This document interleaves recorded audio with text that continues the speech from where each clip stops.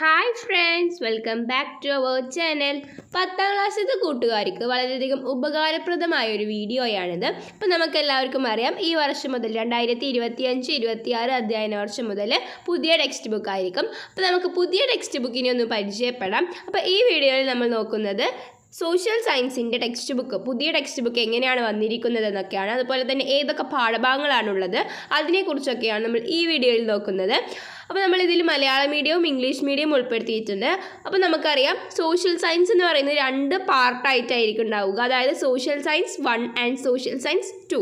അതായത് history, geography എന്ന് പറഞ്ഞിട്ട് 2 ബുക്കുകളായിട്ടായിരിക്കും ഉണ്ടാവുക.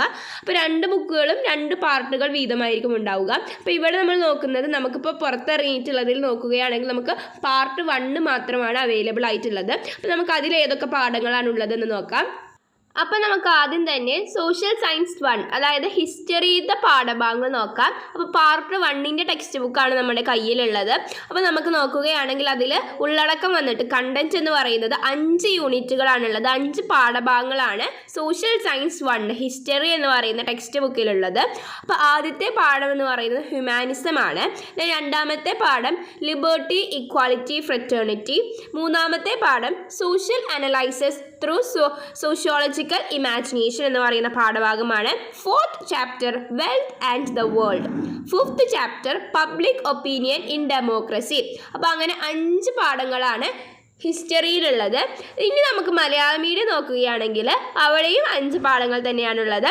അപ്പോൾ ഒന്നാമത്തെ പാഠഭാഗം മാനവികത, രണ്ടാമത്തെ പാഠഭാഗം സ്വാതന്ത്ര്യം, സമത്വം, സാഹോദര്യം.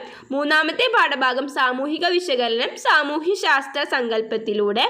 നാലാമത്തെ പാഠം സമ്പത്തും ലോകവും.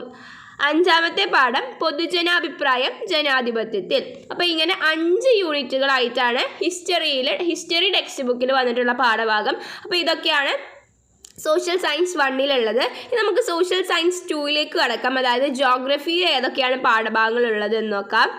Social science 2 part 1 text book സാമൂഹ്യശാസ്ത്രം ഭാഗം 1 നോക്കുകയാണെങ്കിൽ അതിൽ വന്നിട്ടുള്ള പാഠഭാഗങ്ങൾ 5 യൂണിറ്റ് തന്നെയാണ് ഇവിടെയും വന്നിട്ടുള്ളത്. ജോഗ്രഫി ടെക്സ്റ്റ് ബുക്കിൻ്റെ കാര്യമാണ് ഇവിടെ പറയുന്നത്.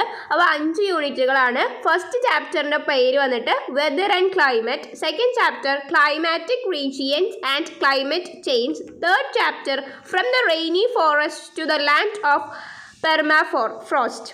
Fourth chapter consumer rights and protection. 5th chapter money and economy. അപ്പോൾ ഇത്രയും പാഠഭാഗങ്ങളാണ് ഇതിൽ വന്നിട്ടുള്ളത്. ദെൻ നമ്മൾ മലയാളം മീഡിയയിലോട്ട് കടക്കുകയാണെങ്കിൽ സാമൂഹ്യശാസ്ത്രം 2ാമത്തെ പാർട്ടാണ് ജോഗ്രഫി ടെക്സ്റ്റ് ബുക്ക്. അതിൽ വന്നിട്ടുള്ളത് ഒന്നാമത്തെ പാഠം ദിനാന്തരീക്ഷ സ്ഥിതിയും കാലാവസ്ഥയും. രണ്ടാമത്തെ പാഠം കാലാവസ്ഥ മേഖലകളും കാലാവസ്ഥ മാറ്റവും. മൂന്നാമത്തെ പാഠം മഴക്കാടുകളിൽ നിന്നും മഞ്ഞൊഴുകാത്ത നാട്ടിലേക്ക്.